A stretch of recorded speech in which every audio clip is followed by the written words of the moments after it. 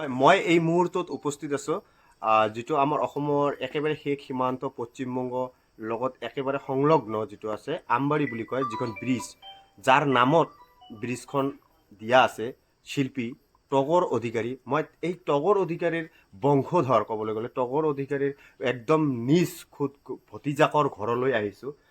মই দুআষাৰ পোনে পোনে এই তগৰ অধিকাৰীৰ বিষয়ে জানিবলৈ চেষ্টা কৰিম, কাৰণ যিহেতু আজিৰ সময়ত যিখন ব্ৰিজখন যিটো ভাঙিছে, এই ব্ৰিজখনত যিজন ব্যক্তি যিগৰাকী ব্যক্তিৰ নামত এই ব্ৰিজখন তাতে লিখা আছিল, সেইগৰাকী ব্যক্তিৰ আজি মই থুলমূলকৈ চিনাকি মই আপোনালোকক কৰাই দি আছোঁ। তো আপোনাৰ নামটো কি আছিল? নমস্কাৰ, মোৰ নাম ভৰতচন্দ্ৰ অধিকাৰী। হয় হয়, তো তেনেহ'লে এই যে তগৰ অধিকাৰী যে আছিল শিল্পী, আমাৰ অসমৰ একেবাৰে অসমৰ যিটো শিল্পী, তো তেখেত আপোনাৰ কি হয়? সৰ্বপ্ৰথমে মই বিজ্ঞানী অসম চেনেলক মই ধন্যবাদ জনাইছোঁ। তেখেতে ইমান কষ্ট কৰি আমাৰ ইয়াত আহিছে। হয়, তগৰ অধিকাৰী মোৰ দেউতাকৰ ডাঙৰ ভাই, দেউতাকৰ ডাঙৰ ভাই আছিল। হয় হয় হয়, মোৰ হিচাপত খুৰা হয়। তেখেতে অন্ধ আছিল, ভাৱৰীয়া জগতৰ শিল্পী আছিল, বহুত পুৰণা শিল্পী আছিল। তেখেতৰ জন্ম হৈছিল দেৱগ্ৰামত, পশ্চিমবংগৰ দেৱগ্ৰাম নামৰ এখন ঠাই আছে। 3 নম্বৰ দেৱগ্ৰামত জন্ম হৈছিল। তাৰপিছত তেওঁ সৰুৰে পৰা অন্ধ আছিল। তেওঁ বহুত তেওঁৰ গুৰু আছিল। শিল্পী জগতত তেওঁ নাম জ্বলা আছিল। ভাৱৰীয়া সংগীতত বিভিন্ন এজন মানুহে 3-4টা যন্ত্ৰ বজাব পাৰিছিল। তেওঁ পশ্চিমবংগত মানে নাম জ্বলা শিল্পী আছিল। কেতিয়াৰ সময়ত, মানে তেতিয়া কি ৰজা মহাৰাজাৰ? তেতিয়া ৰজা মহাৰাজাৰ দিনতে আছিল। কোন ৰজা আছিল? কোচবিহাৰী ৰজা গৌৰীপুৰীয়া ৰজা যে আছিল, হয়, সেই সময়তে আছিল। তেখেতে কোচবিহাৰী ৰজাৰ অধীনত আছিল। তাৰ ৰাজবাৰীত গান গাই শুনাইছিল, ৰাণীক গান গাই শুনাইছিল। নৰনাৰায়ণ ৰজা আৰু কোচবিহাৰী ৰজা আছিল। সেই সময়ত তেখেতে জন্মৰ পৰা অন্ধ আছিল। জন্ম হোৱাৰ 9 দিন পিছত অন্ধ হৈছিল। তেওঁ বিভিন্ন শিল্পী সমাজত ঘূৰি ঘূৰি তেওঁ ভাৱৰীয়া সংগীতত এক্সপাৰ্ট আছিল। আৰু পণ্ডিত গুৰু ৰবিশংকৰ যে আছিল বিশিষ্ট চেতাৰ বাদক, তেখেতে তেওঁক যাদুকৰ বুলি কৈছিল। দোতৰা যাদুকৰ, এই দোতৰাৰ মাজেৰে তেওঁ কইনাৰ কান্দন তুলিব পাৰিছিল, মানুহৰ কান্দন তুলিব পাৰিছিল। আৰু এইজন মানুহে বিভিন্ন এটা টাইমতে একে সময়তে বিভিন্ন যন্ত্ৰ বজাব পাৰিছিল।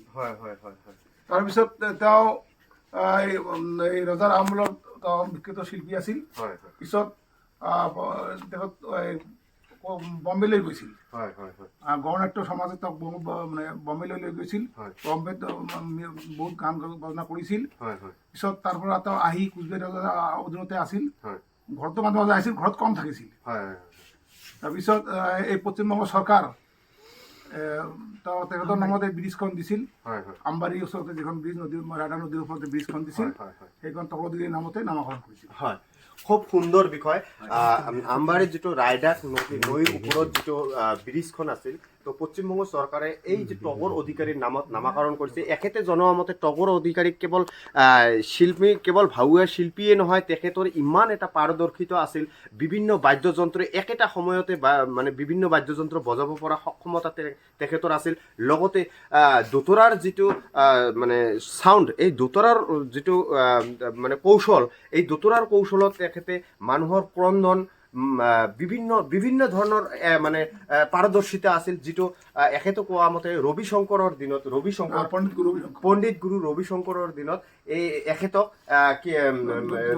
দোতৰাৰ যাদুকৰ হিচাপে নামাকৰণ কৰিছিল। খুব এটা ভাল তথ্য, আজিৰ কথা নহয়, বহুদিন আগৰ কথা। এইবিলাক ৰজা মহাৰাজাত যেতিয়া আছিল, কোচবিহাৰৰ ৰজা যেতিয়া নৰনাৰায়ণ ৰজা আছিল, এই নৰনাৰায়ণ ৰজাৰ ৰাজদৰবাৰত ভাওয়াৰ এই শিল্পীগৰাকী, যিগৰাকী ব্যক্তিৰ নাম হৈছে তগৰ অধিকাৰী, যাৰ নামত বিভিন্ন ব্ৰিজ, বিভিন্ন কেৱল আমবাৰীতে নহয়, মই বিভিন্ন ঠাইত দেখা পাইছোঁ, পশ্চিমবংগৰ বিভিন্ন অঞ্চলতে তেখেতৰ নামত নামাকৰণ কৰা আছে। তেখেতৰ ষ্টেচু বনোৱাৰ কাৰণে বহুতে এতিয়াও যোজা চলাই আছে, প্লাছ এখেতৰ ছবি দিয়া আছে।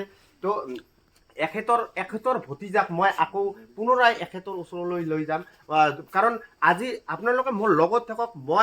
মই প্ৰশান্ত ভকত, বিজ্ঞানী অসম ৰাইজৰ মাজলৈ আজি এই বহুত ভিতৰুৱা অঞ্চলৰ মাজলৈ মই আহিছোঁ আপোনালোকৰ প্ৰকৃত সত্য তথ্য জনাৰ কাৰণে মই আপোনালোকক জনাই দিবলৈ চেষ্টা কৰিম এই কাৰণে কাৰণ যিহেতু আজি যিটো অৱস্থা অসম আৰু পশ্চিমবংগৰ সীমাৰ যিটো এটা মিলন ভূমি ক'বলৈ গ'লে ৰায়দাক নৈৰ ওপৰেদি যিখন দলং আছিল এই দলংখন 20-25 বছৰে ঠিকে আছিল কিন্তু হঠাৎ কাইলৈ 3 মান বজাত ডাম্পাৰ এখন যোৱাৰ সময়ত এই ব্ৰিজখন হঠাতে খহি পৰে তো এই খহি পৰাৰ পাছত যিটো ৰাজ্যৰ এটা যিটো প্ৰশ্ন উত্থাপন হৈছে প্ৰশ্নটো এইটোৱে যে তগৰ অধিকাৰী এজন ভাৱৰীয়া নৃত্যশিল্পী গোষ্ঠীৰ এজন ভাল সংগীতজ্ঞ যাৰ নামত নামাকৰণ কৰা আছিল এই ব্ৰিজখন এতিয়া ৰাজ্যলৈ এটা প্ৰশ্ন পোনপটীয়া উত্থাপন হৈছে যে যদি পশ্চিমবংগ চৰকাৰে যদি এই ব্ৰিজখন বনোৱাত নৰনাৰায়ণ ৰজাৰ ৰাজদৰবাৰত যে তগৰ অধিকাৰী শিল্পী হিচাপে আছিল তেখেতৰ আৰু কি এনেকুৱা কি পাৰদৰ্শিতা আছিল দুআষাৰ চমুকৈ মানে শিল্পী তগৰ অধিকাৰীয়ে মানে আমাৰ অসম বেংগল বাংলাদেশ এইবিলাকতে সিহঁতো মানে এনেকুৱা বিভাজন নাছিল হয় মানে এই গোটেইবিলাক তাত প্ৰতিভা মানে প্ৰচুৰ আছিল আচ্ছা তাৰ কিছুমান মানে কবিতাও আছিল হয় তাৰ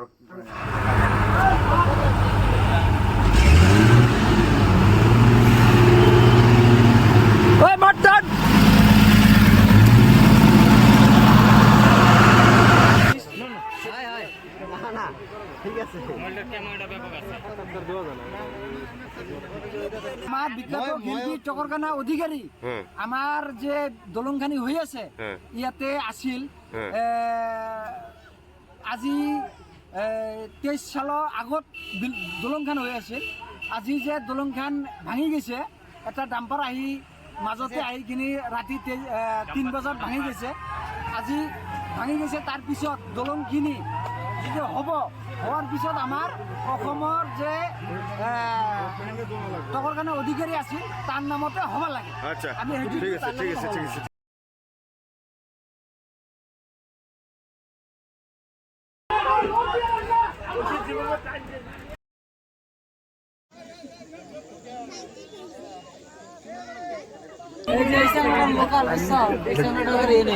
উপস্থিত আছো যিটো আমবাৰী বুলি কয় বজাৰ তো ব্ৰিজখনৰ এইফালে বজাৰ যিটো আছে তো মই পোনে ইয়াত থকা পঞ্চায়তৰ ওচৰলৈ আহিছোঁ কি কয় আপোনাৰ ডেজিগনেশ্যনটো কি আছিল এটা আমবাড়ি দেবগ্রাম বলে দেবগ্রাম দেবগ্রাম আমবাড়ি হ্যাঁ আপনার নামটো কি আমার নাম বাপুল মন্ডল আমি এই জায়গার গাঁও পঞ্চায়ত মেম্বাৰ তো কি কয় মানে এই যিখন ব্ৰিজখন যে আছে হা ব্ৰিজখন এতিয়াতো টোটেলি 3 বজাত ডাম্পাৰ অহাৰ লগে লগে এইটো ভাঙি যায় এতিয়া যদি পশ্চিমবংগ চৰকাৰ আপোনালোকৰ তৰফৰ পৰা এইখন ব্ৰিজখন হয় তেতিয়া যিটো নাম আছিল যে তগৰ অধিকাৰী এই নামটো থাকিবনে নাই কি কয় আপুনি এটা আমাদের হিসেবে তো এই নামটাই থাকা দরকার কারণ এটা দীর্ঘদিনের পরিচিত সবার জানা আছে যেটা শিল্পী টগর ওই হিসেবে এই নামটাই থাকা দরকার আমার মানে আমার ব্যক্তিগত মতামত এই নামটাই সম্ভবত থাকবেই হয় তো নতুন হলে কি হবে ব্ৰিজখনৰ বয়স কিমান বছৰ বয়স 2000 সালে 2001 এ ব্ৰিজটা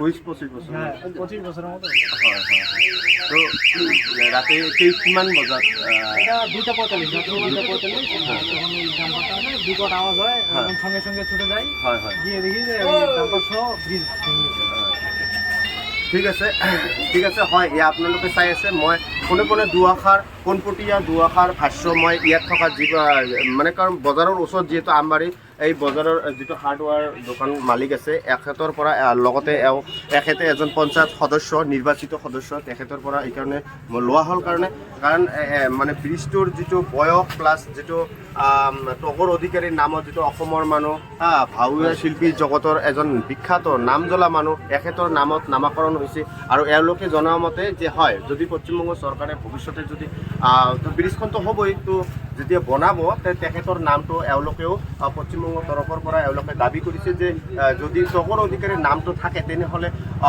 অসম প্লাছ পশ্চিমবংগ সকলো ৰাইজে ভাল পাব আৰু এটা যিহেতু পুৰণি স্মৃতিত যিহেতু এইটো এটা বনোৱা আছে ষ্টেচু লগোৱা আছে কাৰণ এওঁলোকে প্লাছ পশ্চিমবংগৰ পাব্লিক প্লাছ অসমৰ পাব্লিক সকলোৱে এইটো দাবী কৰিছে আৰু একেমতে প্ৰকাশ কৰিছে সকলোৱে যে একমত প্ৰকাশ কৰিছে যে ভৱিষ্যতে যদি এই ব্ৰিজখন হয় তেনেহ'লে টগৰ অধিকাৰীৰ নামটো থকাটো খুবেই নিতান্ত প্ৰয়োজনীয় আৰু কেৱল এইখন ব্ৰিজে নহয় যিমানবোৰ মই এইফালেও গৈছিলোঁ আপোনালোকৰ বহুত ব্ৰিজত নাম দেখা পাইছোঁ টগৰ সব ব্রিজেরই নাম আছে হয়, এবং এই ব্রিজটা যেহেতু বাজার সংলগ্ন হয় হয় বাজারের খুব ক্ষতি হয়ে যাবে যার জন্য ব্রিজটা যাতে দ্রুত হয় হয়, তার জন্য আমাদের সবার হয় এওঁলোকে জনাইছে যে যিহেতু বজাৰৰ লগত এই ব্ৰিজখন ওতপ্ৰোতভাৱে জড়িত হৈ আছে কাৰণ অসমৰ পৰা সীমান্তৰ পৰা পাৰ হ'বলৈ পশ্চিমবংগ পাবলৈ এই ব্ৰিজখন খুবেই এটা যোগাযোগ এটা খুবেই মধুৰ সম্পৰ্ক আছে আৰু ব্ৰিজখন নথকাৰ কাৰণে বহুত পাব্লিক হয়তো ইয়াৰ এই বজাৰ কৰিবৰ কাৰণে মানে অক্ষম হ'ব গতিকে এওঁলোকে দাবী জনাইছে যে অতি সোনকালে যাতে